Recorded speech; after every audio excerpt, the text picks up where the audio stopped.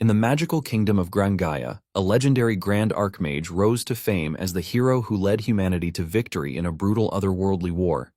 His unmatched mastery of magic and leadership saved countless lives and restored peace across the land, earning him respect, admiration, and eternal gratitude, or so he believed. During a grand celebration held in his honor, the king suddenly announced a shocking decree. The very hero who saved the world was to be banished.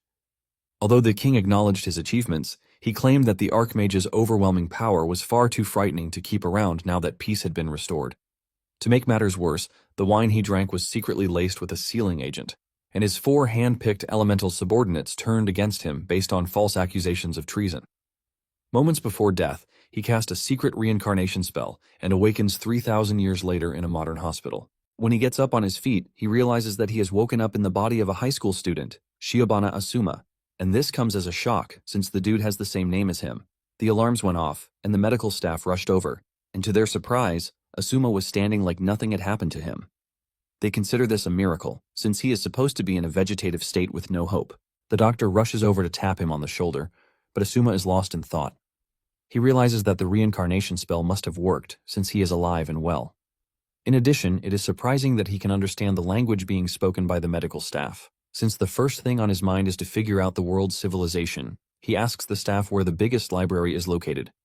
The staff hesitate to tell him, and he uses mind control on one of the nurses to get her to give him directions.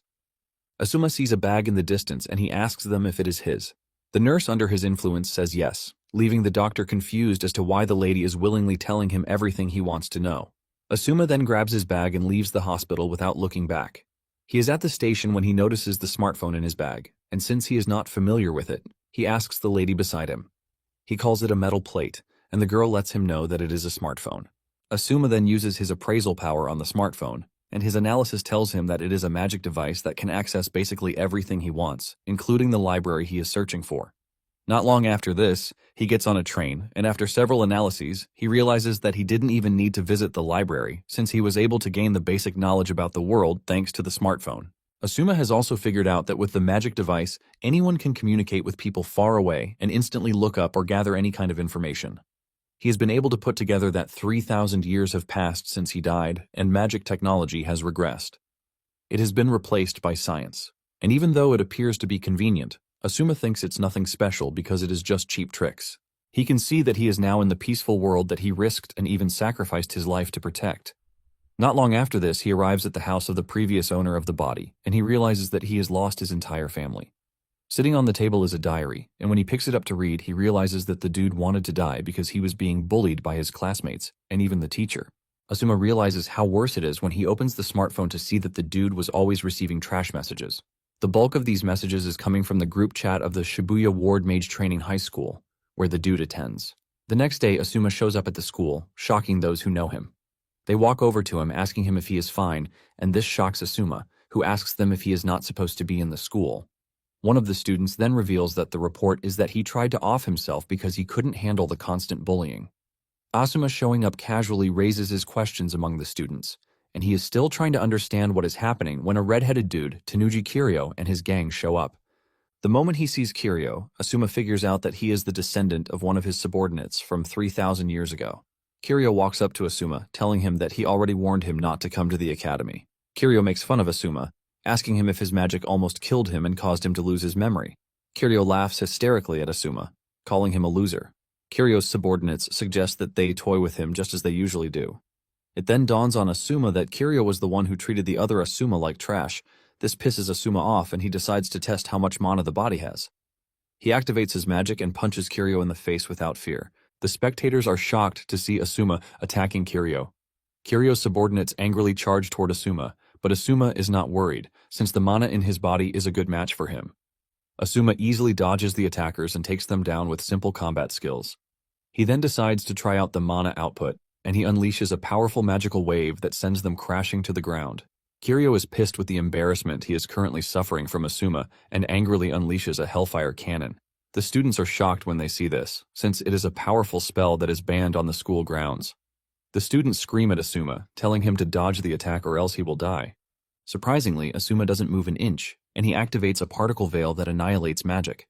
Asuma's spell breaks apart the fire cannon, and Asuma is relieved that his signature spell still works. Kiryu is stunned when his flames disappear before getting to Asuma. Even the students who are watching are confused because this is something they have never seen before. Asuma decides to take things seriously, and he dashes Kiryu, leaving the dude petrified because he wasn't expecting trash like Asuma to put up such a fight. Kiryu considers him and his subordinates elites, and Asuma is not supposed to even be able to touch a hair on them. Enraged, Kiryu unleashes a powerful magic that engulfs his body in flames. Asuma recognizes the magic from the ancient era and realizes that he has awakened his potential because he is pissed. With his entire body going up in flames, he goes after Asuma, but before he makes his move, Asuma meets him halfway with a punch to the tummy. This sends a wave of pain through his body, and Asuma caps it off with a painful flick to the head, which sends him flying. By the time everything settles down, Kiryu and his guys are all lying on the ground, writhing in pain. The other students are stunned and horrified at the same time. Asuma, on the other hand, is analyzing the structure of his body, and he realizes that the latent mana is amazing, but it lacks the stamina to keep up. Later on, Asuma sits in class alongside the other students, and he promises himself that he is not going to allow a repeat of what happened in the past. In addition, he has no intention of forgiving the descendants of those who betrayed him. Just then, he spots a weird device on the table, and he asks the girl beside him what it is. The girl, Shinomiya Lily, reveals that it is a device that lets one activate modern magic at high speed, and it is called a smart rod. Asuma then realizes that modern magic is basically a blend of science and magic. Basically, the spells from 3,000 years ago are now called ancient magic, and those who practice are extinct. Because of the advancement in science, modern magic became the standard. Modern magic is basically built on theories, which sounds strange to Asuma, but makes it intriguing. Suddenly it dawns on Asuma that he can actually create his own original hybrid magic by combining modern magic with ancient magic, and the thought of this excites him. After the teacher is done with his lectures, Asuma asks Lily if the classes for the day are over, but she tells him that there is a monthly aptitude test slated for the day. Because of this, they are all heading to the schoolyard. Moments later, they arrive at the schoolyard and they are welcomed by their teacher, George Todu. He lets them know that the day's test is going to be the most important one yet because it is going to decide their attribute as a mage. He urges them to take the test pretty seriously. Since Asuma still has a lot to learn, he asks Lily to explain the attribute colors to him.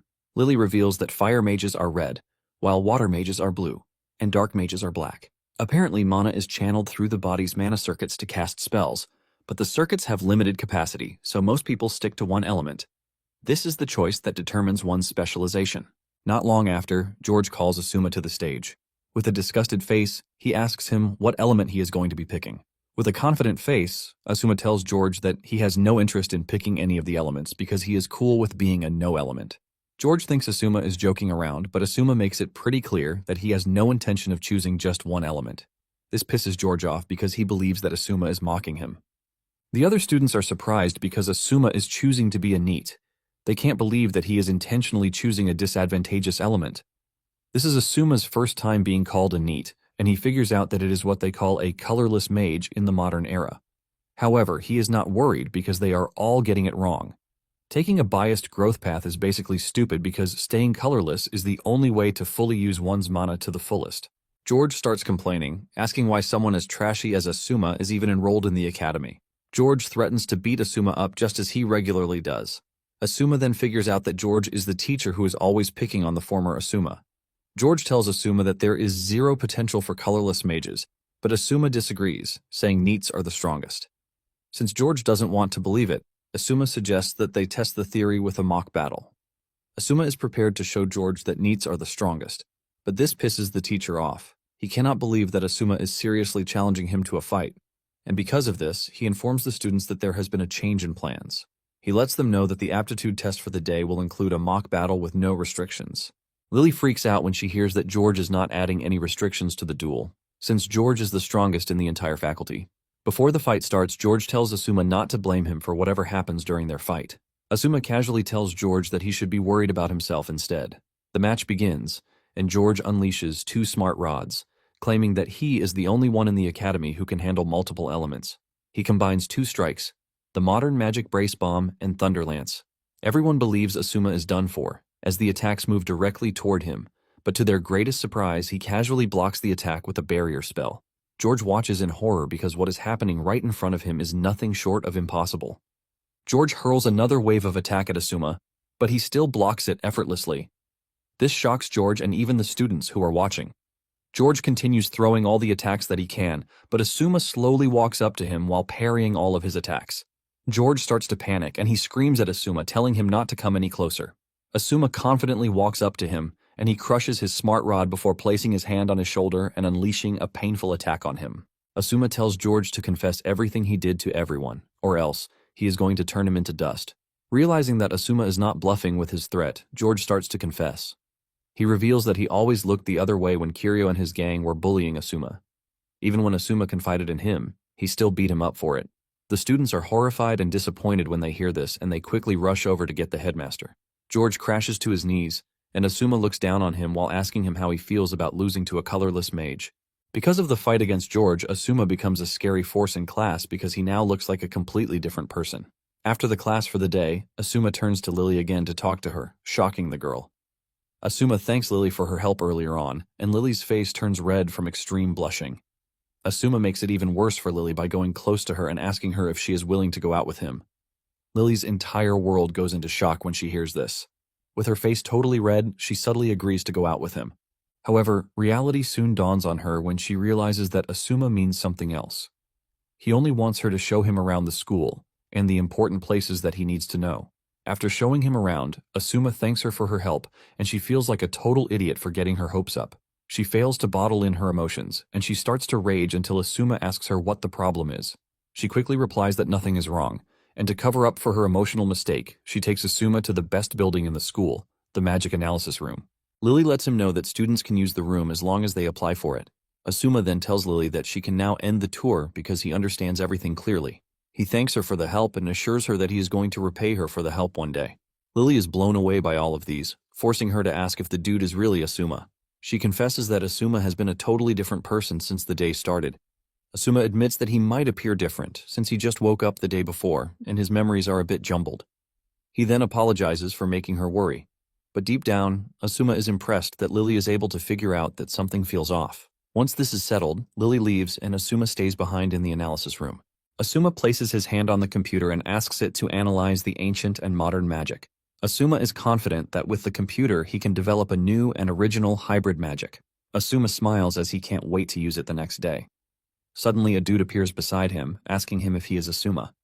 This comes as a shock to Asuma because he didn't even sense the dude's presence. The dude introduces himself as Izuya Katakura, and he is one of the S4. Asuma is confused about what the S4 means, and Izuya reveals that it means the Strong Four. Basically, those in the group are considered the strongest in the academy, and Izuya is one of them. Izuya tells Asuma that he heard about how he took down Kiryu, who is also a member of the group. What surprises Izuya is the fact that he is a colorless mage. However, Izuya confesses that he is not pissed that Asuma beat Kiryu up because he is not a fan of the things he does. Because of this, Izuya tells Asuma that he would like them to be friends. He stretches his hand to Asuma with a big smile on his face, and Asuma takes a moment before shaking him and accepting the deal. In the process of shaking each other, Asuma realizes that Izuya has cast some sort of weak spell on him, and he assumes that it is a tracking spell. Instead of getting pissed by this, he is impressed because Izuya is able to cast modern magic naturally without using a smart rod. In addition, he can clearly see that he is a descendant of his past comrade, the Mage of Wind. After they are done exchanging handshakes, Izuya turns around to leave, and Asuma smiles brightly because he is basically accepting Izuya's challenge. The next day, Asuma heads to the faculty room to make reservations for the analysis room, and he is given 1 hour, which is 3 p.m. to 4 p.m. During the lecture that day, Asuma fails to concentrate, as he can't wait to visit the magic analysis room. After school, he heads straight for the room. Asuma focuses on the ancient magic, the Grand Panel, which is a form of ancient magic that he used back in the day. It is a procedure where mana is taken from the atmosphere and then condensed in the mana frame within the body. Once the magic that the mage wants to activate has been determined, the mana is transferred from the mana frame to the execution frame, and the magic circle finally formats the unstable process into a fixed pattern. Basically, the precision and beauty of a magic circle are proportional to the skill of the mage. The mana flows through the magic circle designed by the caster, and when it is released from there, the magic activates. Ancient magic, on the other hand, can only be used by those who are chosen. This is basically because mana cannot be refined in the body without magical talent. However, things appear to be different in the modern era because the internal mana frame and execution frame have been replaced by an organ called the mana circuit, thanks to the invention of the smart rod.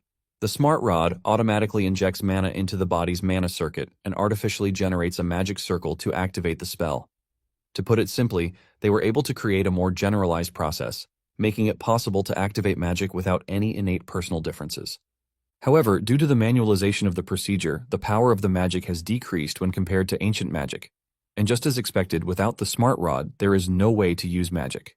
With all of these, Asuma figures out that creating the hybrid magic that mixes ancient and modern technology is the ultimate goal.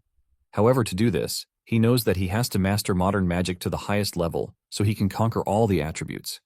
He plans to use the quantum computer to run the calculations for the basic theory of his hypothetical hybrid magic.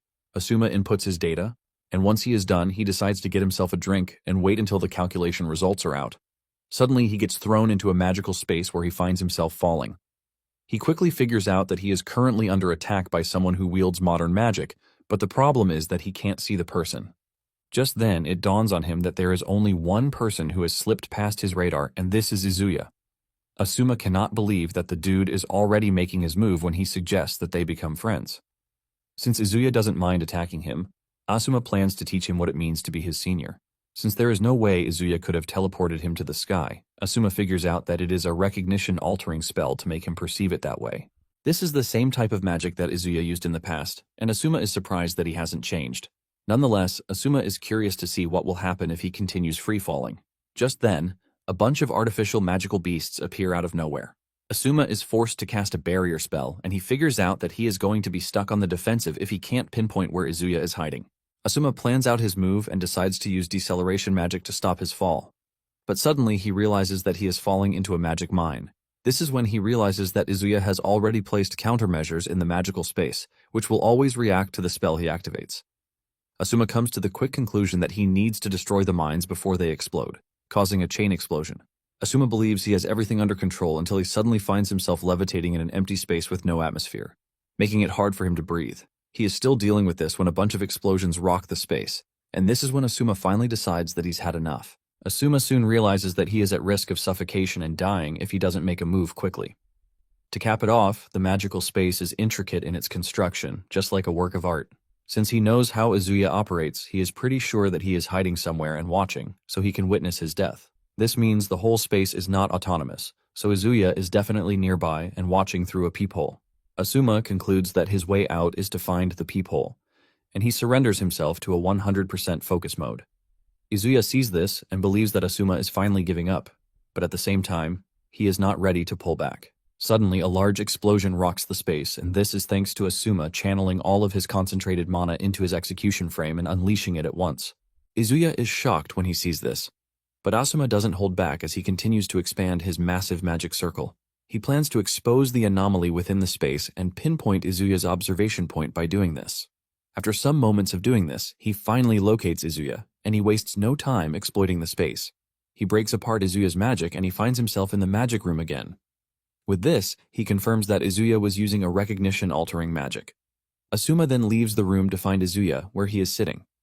Asuma walks up to him, asking him why he would want to harm him when he told him earlier that he would like them to get along. Izuya jumps up excitedly, telling Asuma that he is everything he imagined him to be. Izuya talks about how easy it was for Asuma to break through the illusion magic and cast levitation magic without a chant. Izuya tells Asuma that he is an incredible person for being able to do this. Izuya continues dancing around as he compares Asuma's technique to the best art in the world. He tells Asuma that he is incredible, and he would like to understand his magic circuits.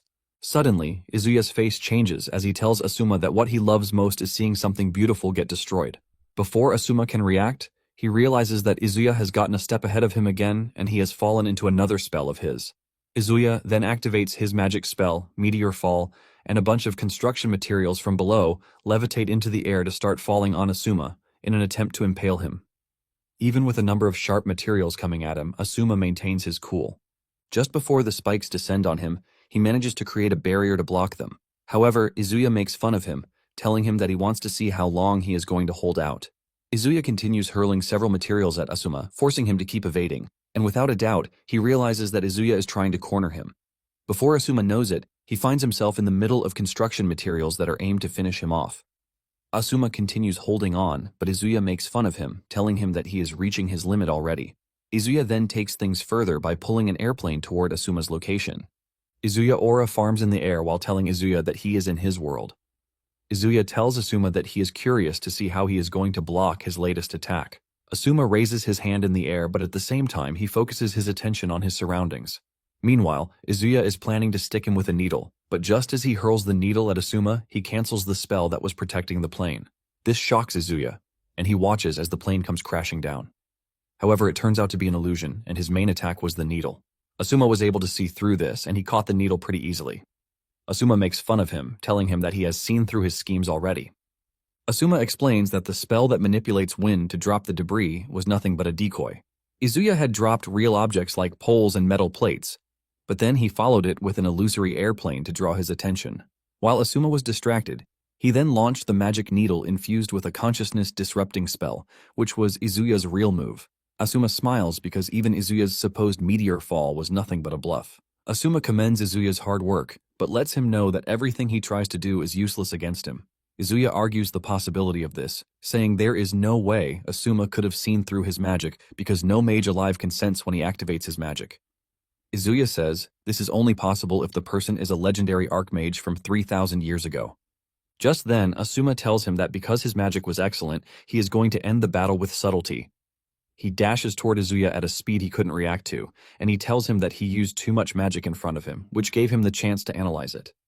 Asuma places his hand on Izuya's chest and unleashes a magic circle that sends a vibration of pain through his body. The magic effect kicks in, and Izuya screams in pain before passing out cold. Asuma stands tall above him with a smile on his face because he won the battle. While Izuya was out cold, he found himself dreaming about his ancestor from 3,000 years ago. He was pretty close to Asuma back then, and he considers Asuma to be a work of art. Even though he was close to Asuma, Izuya wasn't close to the rest of the team, as he always avoided them. Kiryu believes that Izuya is shy, but their other teammate says Izuya probably doesn't just like him. Apparently, Izuya doesn't get along with the others because they don't appreciate art, and Izuya is not one to mess around with people like them.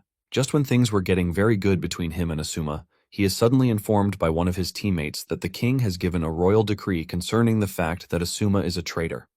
Izuya doesn't want to believe this because he doesn't think there is a possibility of Asuma betraying them. His teammate tells him that this is true, since the king has the power of foresight, and it has never been wrong. This breaks Izuya's heart, since he considers Asuma to be a work of art, and he wonders why he would risk everything to betray the kingdom. Izuya is questioning this when he wakes up in the infirmary. Since Izuya didn't experience the events directly, he believes that what he just witnessed is a terrible dream.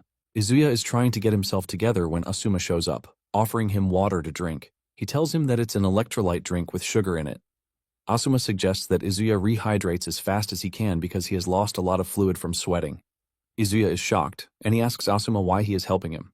Asuma mentions that Izuya took his spell head-on, and there was no way he would have come out unscathed. Nonetheless, he lets him know that his magic circuits are still stable, and it doesn't seem to have caused any lasting harm. Just then, Izuya notices a towel in Asuma's hand, and this is when it dawns on him that Asuma has been taking care of him while he was out. With a bright smile on his face, Asuma tells Izuya that he did it because he doesn't want to lose a talented mage.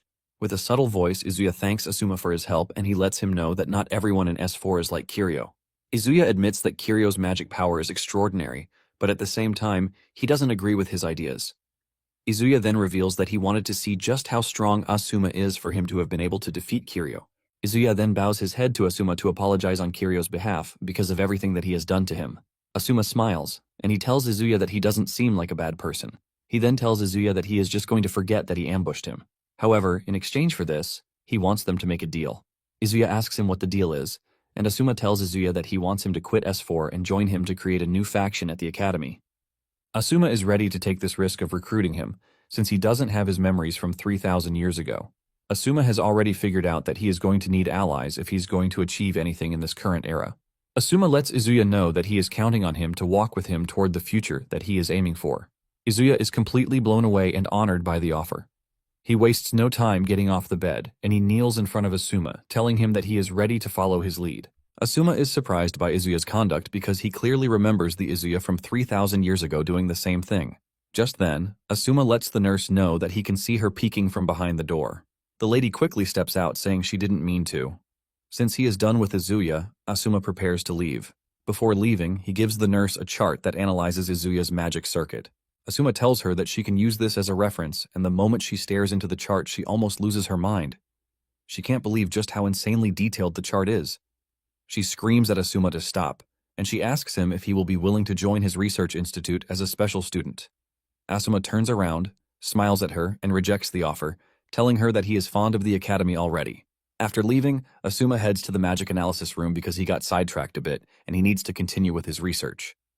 After the computer is done analyzing everything he suggested, the computer comes up with a conclusion that his theory is recommended for presentation at academic conferences as a new magic system.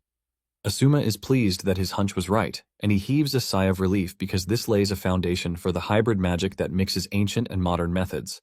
Asuma figures out that the next thing he will do is to tweak each magic formula to fit specific uses.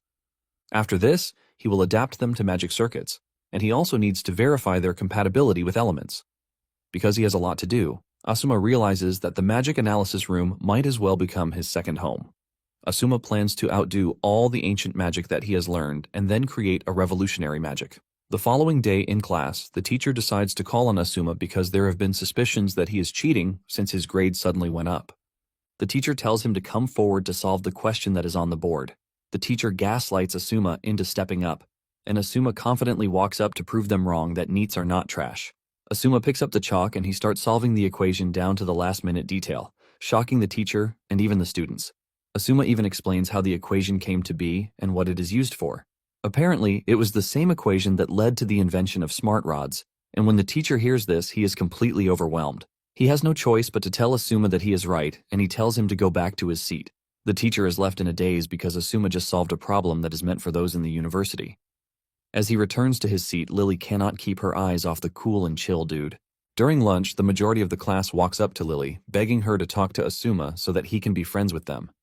Realizing that they won't let her breathe unless she does so, Lily finally agrees to talk to Asuma.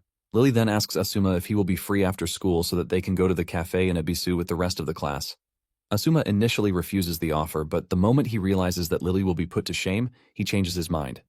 The whole class erupts in joy when he says this, and they admit that it is the best day of their lives. Meanwhile, there is a weird girl watching Asuma, and she is aiming to trash Asuma's gorgeous face. Moments later, Asuma and his classmates arrive at the cafe, but Asuma couldn't even get a moment of rest as the students are interested in everything that concerns him. Lily soon gets tired of their incessant questions, and she screams at them, telling them to ask one at a time. Asuma then starts answering all of their questions, like what his favorite food is, and the perks of being a NEET. Even when he is about to miss a question, the student quickly reminds him. Asuma reveals that the person he is closest to is Lily, and the moment he says this, he sends Lily almost fainting, but she tries to keep her cool so things don't end up like before. However, she takes out her emotions on the cup that she is holding, squeezing it so hard that she spills all the contents of the cup. Asuma still finds a way to leave her flustered by comforting her because of the spilled drink. Lily then tells Asuma that the students are curious about him, since none of them offer any elite courses. Apparently, their full meaning for NEET is not in education, employment, or training. However, they are all convinced that this is not the situation in Asuma's case. In fact, they believe it is more like neat, skillful, clever, and amazing. Asuma smiles when he hears this, and he tells the students that they might be right. Lily cannot believe that Asuma is actually cool with everything they have been saying so far. As they leave the cafe, they make sure to exchange contact information with Asuma, and this provides another round of excitement for them. Meanwhile, there is someone spying on Asuma and sending his live locations to their boss. Asuma soon notices the presence of this person, and he tells Lily to be cautious. Suddenly, a bunch of elite students pop up in front of them. Asuma demands to know why they are there, but they remain silent until a car pulls up in front of them. The students then create a passageway for whoever is inside the car. When the car door opens, Asuma's classmates panic because the dude stepping out of the car is one of the S4. The dude walks up to Asuma and introduces himself as Fukada Shion, the head of the Academy's club union. Without a doubt, Asuma can see that Shion is the same Shion from 3,000 years ago. Shion then tells Asuma that he heard about how he helped Izuya out, and since the group can't keep owing favors, he decides to challenge Asuma to a magic duel. Lily is shocked when she hears this, and Asuma turns around to ask her if she knows what a magic duel is. Lily is horrified when she realizes that Asuma doesn't know Jack, and she whispers in his ear telling him what a magic duel is.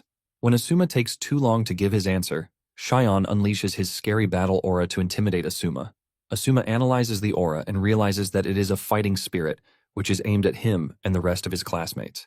Asuma realizes that Shion is willing to take hostages as long as he gets him to accept the duel. Since this provides a field of entertainment for Asuma too, he decides to accept the duel. The moment he agrees to the duel, Shion sheathes his sword and he tells Asuma that the duel will take place the next morning at the Academy's central arena. Asuma smiles because he is not worried a bit, and he is prepared to show Shion why he is much better than him. Later on, Asuma finds himself in a lucid dream, and from inside the dream, he is able to dive into his subconscious and hidden thoughts. Asuma considers a big opportunity to dig into the original owner of the body. He remembers that when he reincarnated, there was a small amount of unused mana that remained inside his body's magic circuits. Since he hasn't touched it, he believes that he can read the original owner's thoughts if he looks through it. He also believes that there is going to be a remnant of past Asuma inside his thoughts. To do this, he figures out that he needs to use magic to extract his spirit, but he remembers that there is no ancient magic for this. Being the genius that he is, he decides to make one for it. He jumps on the idea and he starts putting together everything that should make it work, and he does this. He smiles because he is literally creating new magic inside a mental space. Asuma is confident that he is going to be the only one who will do this in history. Just as expected, Asuma is able to pull it off and draws out the body's thoughts. The young Asuma freaks out when he sees a carbon copy of himself standing in front of him, and he demands to know where he is. However, his head starts banging and he crashes to his knees in pain. Asuma figures out that the memory synchronization between the young Asuma and the body has started. All the memories start flooding in, and Asuma realizes that he tried to off himself in his room, which is why he ends up losing consciousness. After this, he landed in the hospital and fell into a coma from which he was not supposed to wake up. He asks Asuma if everything he just saw is correct, and Asuma says yes. He lets him know that he is currently borrowing his body, and he apologizes for this. However, the young dude doesn't mind, since he would have remained in a coma if not for him. The young Asuma then asks Asuma why someone from 3,000 years ago reincarnated into his body. Asuma took his time to explain, and when he did, young Asuma almost lost his mind. Asuma also added the story of how Kiryu and the teacher were bullying him. However, Asuma has defeated them already and has taken down other strong opponents too. Asuma reveals that he is doing all of these to protect their body. Young Asuma freaks out when he realizes that he would have become a mini celebrity at the school. However, he doesn't think this is a problem for him anymore, since he is dead already. Young Asuma then reveals that he finally remembers how it all happened. When he was in a coma, a meteor shower passed close by, and the meteors were being sucked into a massive black hole. However, inside the black hole is a speck of light that caught his eye. He narrates that the light was flickering as if it was struggling, and he decided to take the place of the light. Young Asuma dived in, and he kept falling. He realized that he was someone who wanted to die, but lived, while old Asuma was someone who wanted to live, but ended up dying. Young Asuma smiles, saying it probably happened the way it was supposed to. However, old Asuma disagrees, saying they are two souls sharing a body, and neither of them can exist as Asuma on their own. With confidence, Asuma tells young Asuma that they are currently in their story, and he promises to make his dream come true. Young Asuma smiles, and tears drop from his eyes when he hears this. He and old Asuma share a handshake, and he thanks him for the help. Young Asuma tells old Asuma that he is satisfied with the fact that he is trying to help him fulfill his wish. Young Asuma then asks old Asuma if there is anything he can do to help, and old Asuma tells young Asuma about his experience at the cafe. He tells young Asuma that Lily was yelling some sort of weird incantation, like all you, changed to white mocha. This has left old Asuma confused, and he asks young Asuma if he can translate this for him. Young Asuma laughs when he hears this, and he tells old Asuma that he doesn't mind helping, but just then his body starts to fade, telling them that their time is up. Young Asuma then thanks old Asuma for bringing him back. Before disappearing, he tells old Asuma that he is going to continue taking a peek at their story. When Asuma wakes up, he knows that young Asuma is nothing but a lingering thought, but at the same time, he wants to fulfill all of his wishes. Meanwhile, at Shion's residence, he is seen sitting in front of a giant crystal, known as Wurtzite nitride orichalcum, which is mined only in the mountains owned by the Fukada family for generations. It is basically the hardest metal on the planet, and after Shion is done meditating, he slices the metal into shreds with his sword. Just then, the weird girl, who was stalking Asuma earlier, shows up at Shion's training ground. It turns out that she is also one of the S4, and she is Mizuhara Miyune. Miyune is impressed at just how effective Shion's sword is because it is able to cut through the material like it is nothing. Shion then tells Miyune that he has already watched the video she sent to him, and he is surprised that Izuya and Kiryu lost the way they did. Shion mentions that he might be in the S4 just for the sake of it, but at the same time he held Izuya and Kiryu in high regard. He considers them the embodiments of the Academy's prestige, and because of this, he has no intention of showing mercy to whoever threatens the Academy's prestige. Miyune agrees with him, telling him that if he underestimates Asuma because he is a NEET, he is only going to regret it. just like Izuya and Kiryu did. Shion then whips out his sword and he swears by the moon in the sky that he is going to defeat Asuma. He says he doesn't care if anything happens to Asuma because the Academy's authority is far greater than a human life. Myun is happy to hear this and she urges Shion to smash Asuma's pretty face. Myun then asks him if he has intentions of bringing out his secret weapon during the fight, but Shion says no, believing that the fight is not going to warrant him doing that. He believes that his familiarity is enough for the battle, and just like that, the day for the duel arrives, and Asuma is excited about the whole thing. Talking about the magic duel, it is a sanctioned battle between students, which is based on the use of magic. Apparently, the students in the institution are ranked based on the outcome of a magic duel, and just as usual, the rankings go from FS. High-ranking students are granted various privileges within the academy, which makes it sweeter. While in the arena's waiting room, this is everything that Asuma learned from Lily. Lily believes that Asuma must have heard of it before, since it is common knowledge to everyone who is a student. However, Asuma lets her know that it is his first time hearing of it, and he thanks her for telling him. Lily is surprised to hear this, and she assumes that Asuma is still suffering from the entire memory confusion thing. Because of this, she makes it her will to support him. Suddenly, it dawns on her that she is actually in Asuma's waiting room, and she starts fantasizing just as she always does. It takes Asuma's voice calling out to her to get her out of the fantasy zone that she found herself in. Asuma then shows her two ties, black and white, asking her which one looks better. Lily picks the black one, and Asuma thanks her for her help. Asuma then asks Lily if he's going to get more time in the magic analysis room if he manages to increase his rank, and Lily says yes. Lily cannot believe that the magic analysis room is Asuma's concern out of all of his worries. Asuma then tells Lily that Shion is calling him a troublemaker for the school, and Lily confirms this by showing him the news article detailing his fight with Shion. Shion had told the press of his desire to deliver retribution to Asuma, who is currently destroying the academy. Even when Asuma sees the article, he is not moved by it, and this shocks Lily. She cannot believe the nerve of Asuma, since Shion is a master of Japanese magic swordsmanship and the heir to the rare metal mines that supply the smart rods. Basically, his donations to the academy are in the billions, which is why no one in the academy can defy him. Lily tells Asuma that even if he is right, public opinion will be manipulated to make it seem like justice is on Shion's side. Asuma takes a moment to think about all these, and he just ignores everything. He then asks Lily how his tie looks on him. Lily is blown away by his aura, and she assures him that the tie looks nice. With this, Asuma stands up to leave for the duel. Lily is shocked that there is no ounce of fear in the guy, leaving her to wonder if he was even listening to what she has been saying. On the way to the arena, he runs into Izuya, and the two exchange what can be described as a coded glance. Meanwhile, Shion has arrived at the arena, and the elites are cheering for him, telling him to trash Asuma and finish him off. Not long after this, Asuma shows up too. Shion commends him for not running away, and Asuma appreciates the gesture.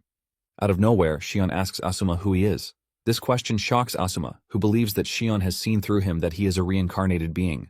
Shion tells Asuma that he is taking the match seriously because Asuma was able to defeat Kiryu and Izuya, which are definitely not flukes. This is exactly why he is asking Asuma who he is, and he accompanies the question with an overwhelming battle aura. Asuma doesn't even flinch amidst all the intimidation, and he simply tells Shion that he is Asuma. Shion is impressed that Asuma didn't even flinch when he tried to overwhelm him with his battle aura, and he lets him know that he has no intention of underestimating him. Shion tells him that he is going to face him with everything he has and crush him with all of his might. Asuma smiles when he hears this, telling Shion that this is exactly what he was hoping for, and he assures him that he is not going to hold back either. Just as the referee is about to start the match, Shion tells him to wait. Shion then tells Asuma that he is prepared to show him mercy because it is customary for the noble Fukata family. Shion tells Asuma that if he submits his letter of withdrawal at that instant, he is willing to let him off with a loss by default. And this way, Asuma would not get hurt, but it would be a shame that the students that have gathered would have came for nothing. Shion asks Asuma what his decision is, and Asuma turns to the referee to ask him something too. Asuma asks Shion how his rank would be if he wins the match. The referee reveals that Shion is currently an S-rank student, while Asuma is an F-rank. This means Asuma will shoot up to A-rank if he manages to win the duel. After hearing this, Asuma turns to Shion and tells him that he will be willing to back down from the match if he is willing to raise his rank from F to S. Asuma caps it off by telling Shion that he will also avoid getting hurt if they do it that way. The moment he says this, Shion's rage overwhelms the entire room. Shion tells Asuma that it has been a long time since someone stepped out of their way in front of him. Because of how rude Asuma is, Shion assures him that he is not going to forgive him even if he begs or cries. In fact, he is ready to beat Asuma to a complete pulp. Asuma taunts him further by telling him to come at him by all means. Xian angrily tells the referee to start the match, and since Xian is his subordinate's reincarnation from the past, Asuma knows he can't hold back and risks losing. Asuma plans to go with the full power of the ancient magic right from the start. Asuma unveils his magic circle, shocking the whole room, since they have not seen a magic circle like that of Asuma before. Asuma then hurls a magic blast at Xian, but before it can get to him, it is intercepted. It turns out that Xian is using an auto-intercept earth attribute magic. Asuma is not surprised because this was how his previous self was moving too. Xian then tells Asuma that his magic of unknown origin is not going to work on him. Xian grabs his sword, telling Asuma that he is prepared to end the fight with one swing. Asuma is blown away by the sword, since it is acting both as a smart rod and a physical blade. Asuma watches Xian cook up his attack, and he figures out what Xian's counter strategy is. Asuma is impressed, and he prepares to be the one to break Xian's impenetrable space. To Xian, Asuma is an irregular mutation who appeared out of nowhere. He sees him as a filthy nuisance who disturbs the harmony of the school, which is why he can't have this. Xian is confident that Asuma doesn't have what it takes to block his attack, and even the students are all hyped to see Xian's finishing move.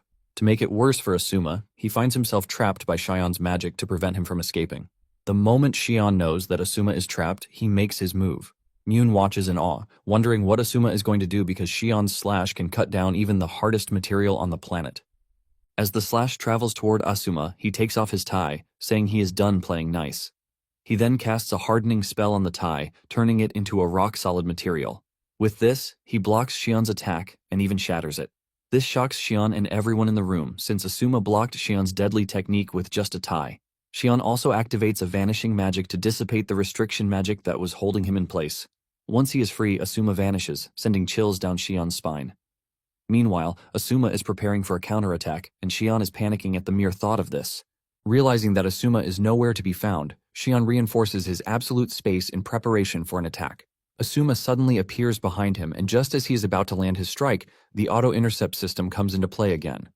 A giant hand emerges from beneath and blocks Asuma's attack, giving Xian all the time he needs to send a slash in Asuma's way. However, Asuma manages to dodge the strike, and he throws away his sword before going after Xian. Xian believes that Asuma is setting himself up for death with what he is doing. However, Asuma shocks him by keeping his particle dissipation spell on. This dissolves everything that might block Asuma's path as he makes his way to Xian. Just as he reaches Xian, he whips out another sword and swings it hard at Xian. Lily is shocked when she sees this, and she realizes that Asuma kept the second tie too. Xian finds himself struggling against Asuma's overwhelming strength, but Asuma commends him for holding on, since he planned to end the fight in just a strike. Xian also admits that Asuma is the first to get close to his domain, and because of this, he plans to unveil his secret sword technique for the first time. Just then, Xian unleashes his magic sword, the hazy full moon, which emits a bright light. Asuma fails to stop it, and Xian gets a direct thrust to his chest. Myun smiles because this is a sword technique that combines disrupting magic sword with a piercing magic sword, and it is something even she cannot dodge. The hit goes directly into his chest, sending a wave of atomic damage into Asuma's body. Asuma loses mobility and crashes to the ground, leaving Lily screaming out in pain and despair. With Asuma unresponsive, Xian is worried that Asuma is dead because he put too much power into the strike. Xian tells the referee to check on Asuma, and he rushes over to do so. Xian is already prepared to accept the punishment for Asuma's death, under the guise that it was a mistake. Suddenly, Asuma stands back on his feet like a zombie, and he looks terrifying in the process too. Xian is stunned because Asuma shouldn't be able to withstand the secret technique of his magic swordsmanship. Asuma then tells Xian that he was wrong from the start, since he believed he was giving it his all, but he was subconsciously looking down on Xian. However, now that he is back, Asuma is ready to get serious with him. Asuma walks towards Xian, and he panics as he prepares to use his secret sword technique again. Asuma knows that his body's mana is insane, but it lacks issues with stamina. He figures out that the damage he took from Xian earlier on was deadly, and to avoid dragging things further, he plans to finish the fight early. Asuma plans to compress the mana within the magic circuits to the threshold limit so he can temporarily enhance physical abilities. Even though it was his first time doing it, he was able to pull it off easily with his body glowing really hard. Asuma is thankful that he is going up against a strong opponent because this has made him dive into construction and experimentation right on the battlefield. While Asuma is thinking about all of this, Xian sees it as an opening to attack him. Shion plans to land the finishing blow, but before he can do that, Asuma appears behind him. Shion is stunned by just how fast the dude is, leaving him to wonder just how a human is able to achieve this kind of speed. Nonetheless, he believes that he still has a secret weapon and he unleashes his familiar. His familiar emerges from underneath to grab Asuma's legs. Shion laughs at Asuma because he believes that he has successfully restrained Asuma's movements. However, Asuma shocked him by dragging out the familiar with just one hand. Asuma hurls it into the distance like it is paper before finishing it off with a magic spell, shocking the whole room. Asuma tells Shion that his option to use automatic interception is now gone, since he has taken down his familiar. Shion trembles when he sees this, and Asuma walks toward him, telling him that it is over. Shion cannot believe what is unfolding right in front of him, since he is supposed to be the top Japanese swordsman. However, he is not ready to concede defeat, and he screams at the top of his voice to summon his last resort. 3,000 years ago, Asuma had walked in on Shion, developing a new magic that draws out the hidden abilities within oneself. Shion tells Asuma that it is possible to increase the amount of inherent mana by about 10 times. Asuma was impressed when he heard this, but Shion mentioned that it had a side effect. He tells him that the caster's brutal side will manifest once it is used. Because of this, Shion believes that it needs more refinement. Nonetheless, he reveals that they have found a human suitable for the experiment, and since it is going to be a dangerous experiment, Asuma asks him who the experiment subject is. Shion then tells Asuma who he has in mind, and after hearing this, Asuma tells Shion to continue his work, assuring him that he is going to rely on his new magic. Now, in the present, Shion is able to activate this magic, and his alter ego emerges. He dives toward Asuma like a maniac, ready to slice him to pieces. Even Asuma can see that the dude has become insanely fast by boosting his magic circuit and dramatically improving his physical abilities. Shion's insane speed forces Asuma to keep jumping backwards, and Shion makes fun of him, telling him to stop running. With Shion's destructive ability going rampage, Asuma can see that he has been able to awaken his potential from 3,000 years ago. He figures out that the others also did the same when they found themselves in an extreme state. Nonetheless, Asuma doesn't think Shion still poses a threat to him. Not long after this, Shion corners Asuma, which has been his game plan from the start. Asuma is impressed that even in his crazy state, he is still calculating his moves.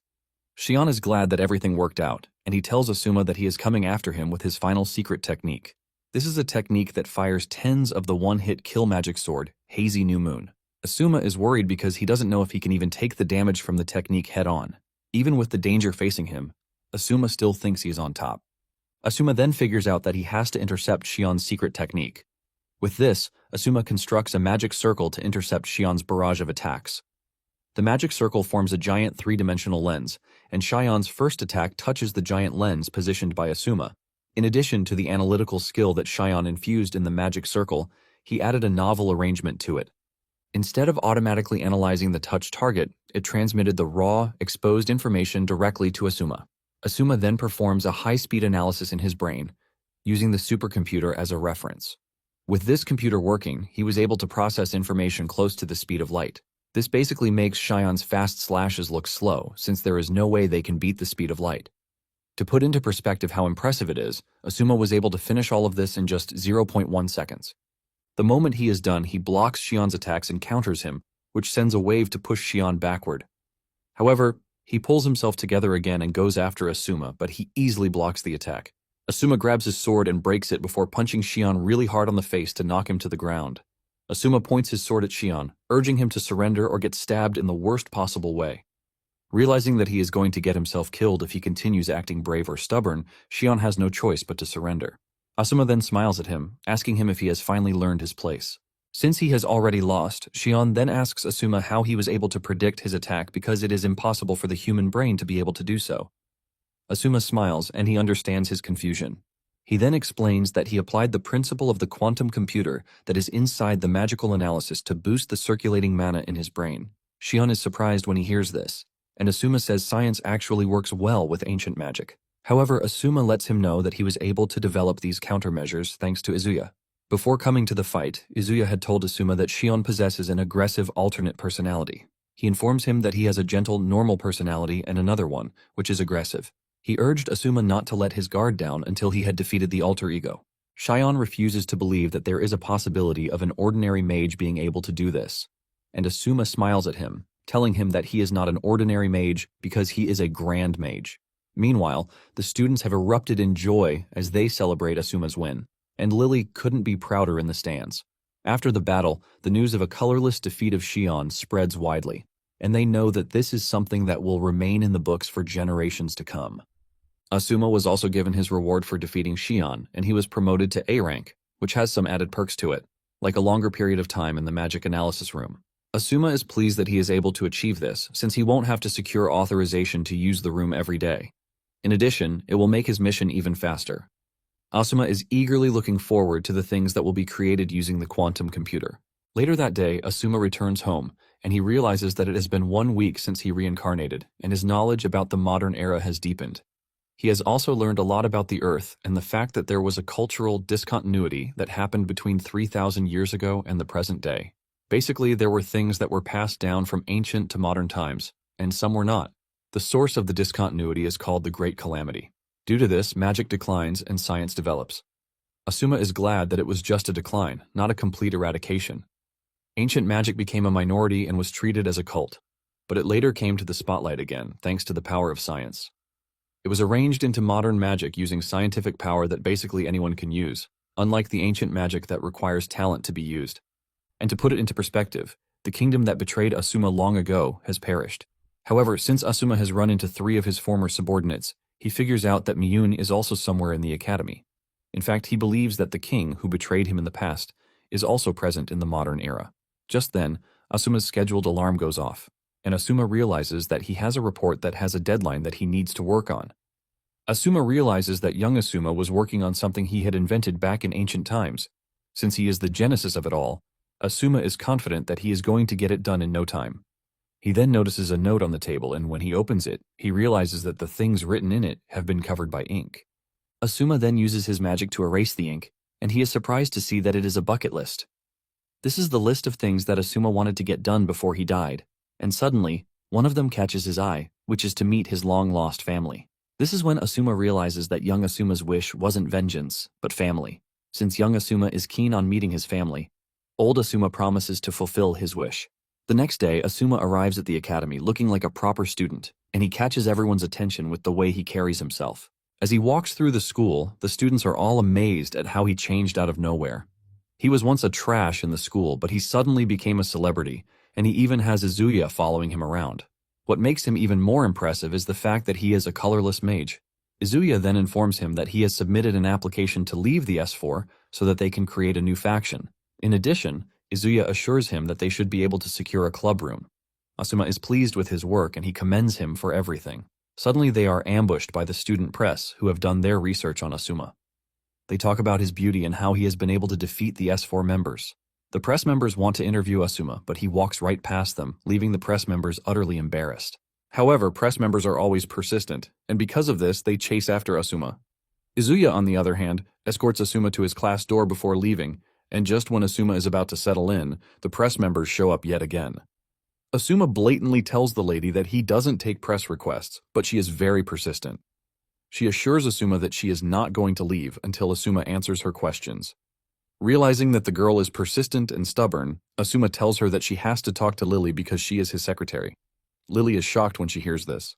Asuma lets the press know that they have to get permission from Lily before talking to him. However, he urges them to do it after school, since they have class now.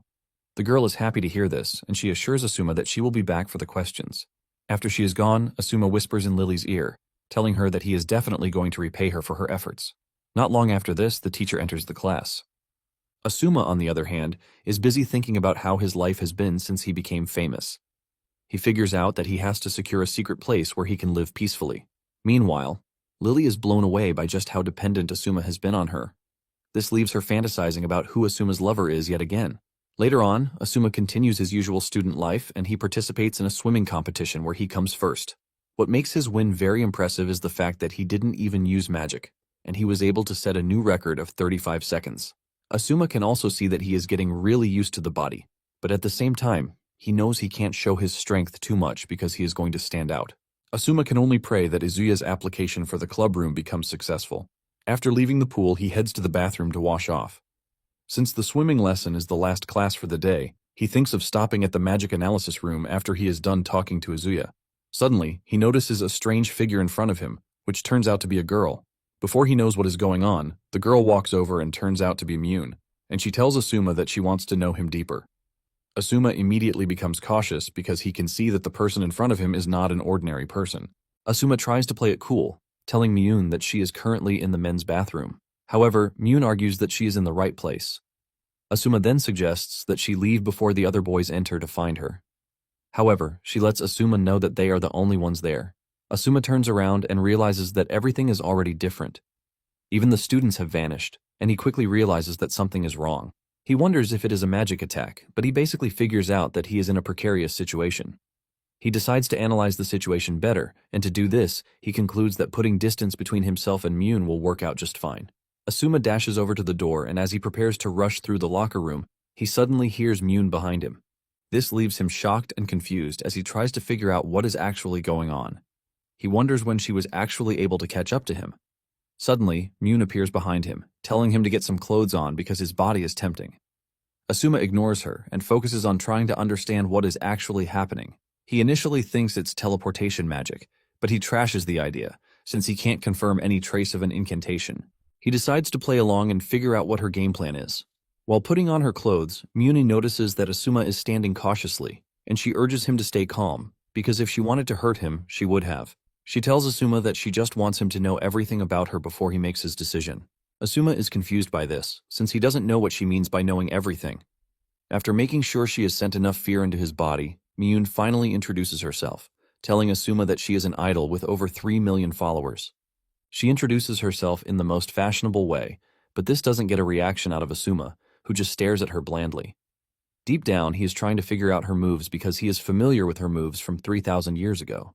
Asuma knows how dangerous it is for him if he is unable to figure out Myun's secret. Since he doesn't notice any sign of ancient magic, he wonders if she was able to acquire a new magic after she resurrected. Myun soon notices how tense Asuma is and she decides to tell him about herself. This is basically the reason she wanted to be alone with him. Myun starts by citing examples of animals like praying mantises that always eat their male counterparts.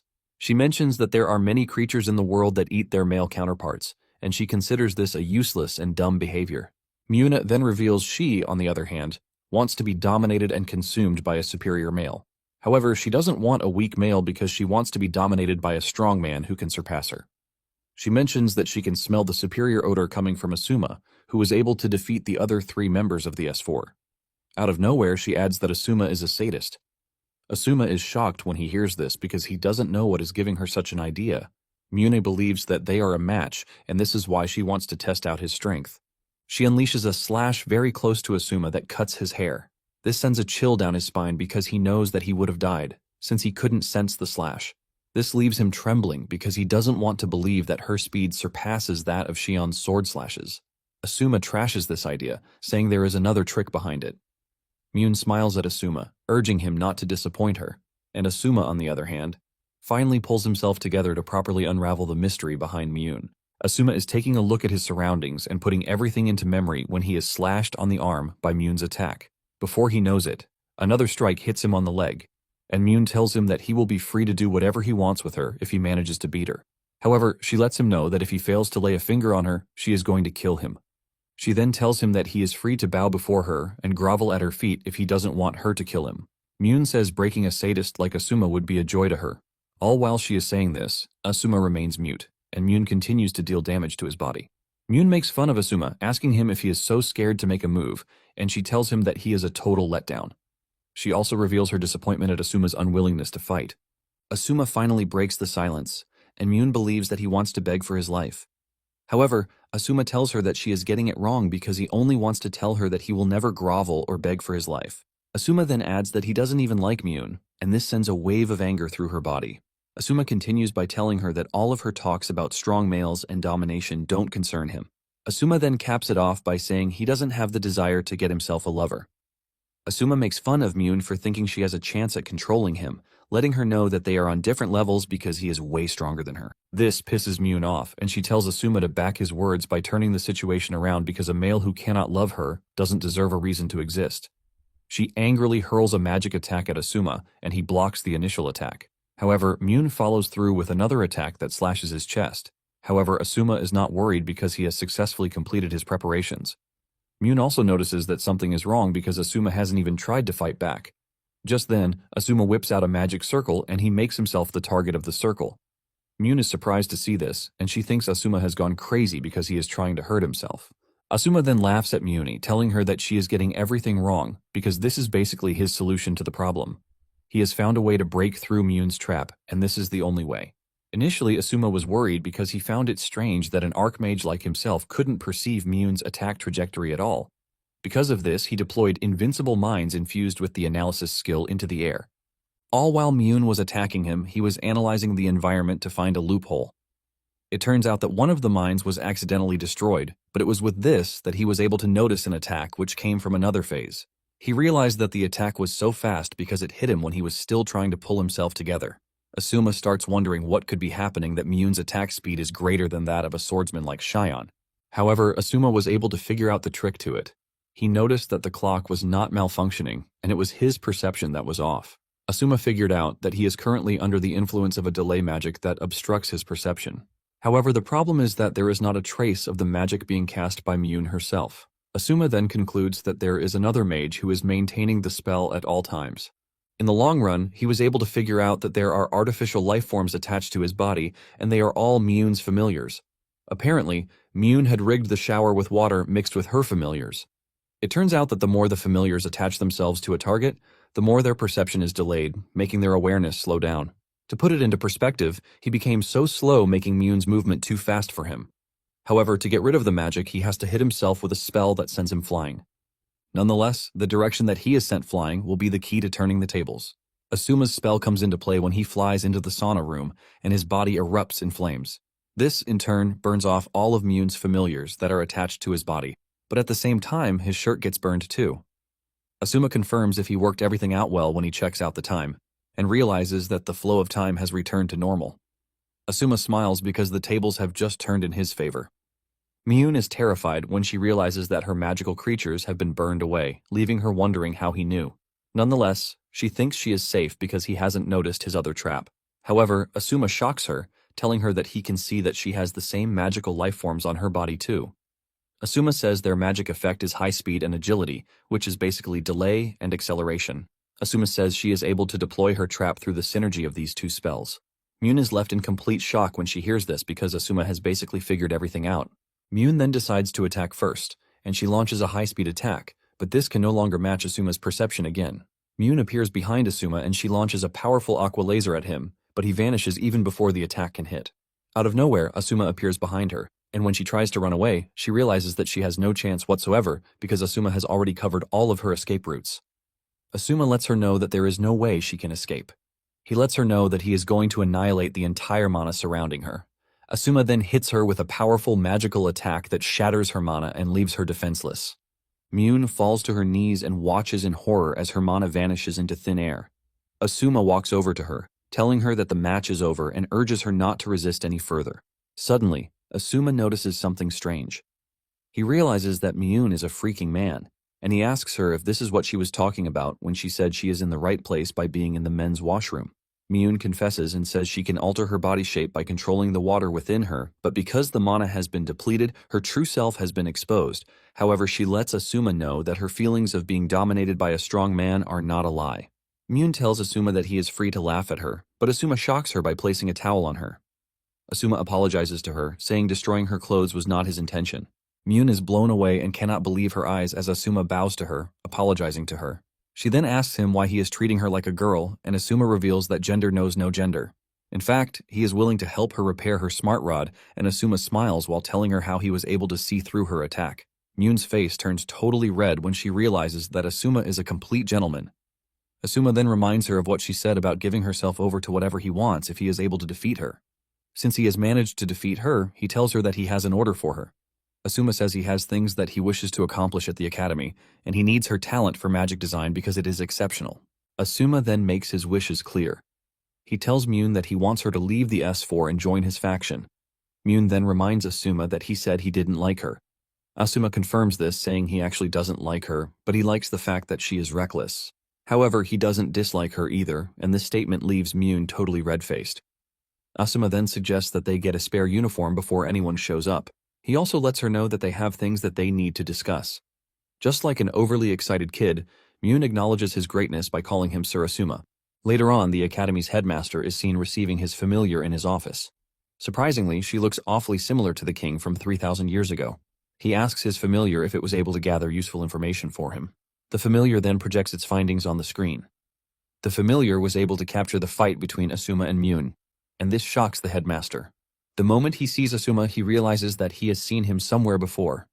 He remembers that Asuma tried to off himself some time ago, but after he miraculously woke up, he has been making some insane moves. After taking a closer look, the headmaster quickly realizes that Asuma is the same Asuma from 3,000 years ago.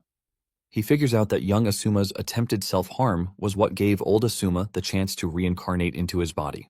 The headmaster is surprised that Asuma was reborn in this era, and he concludes that the chain of fate that binds them has been forged.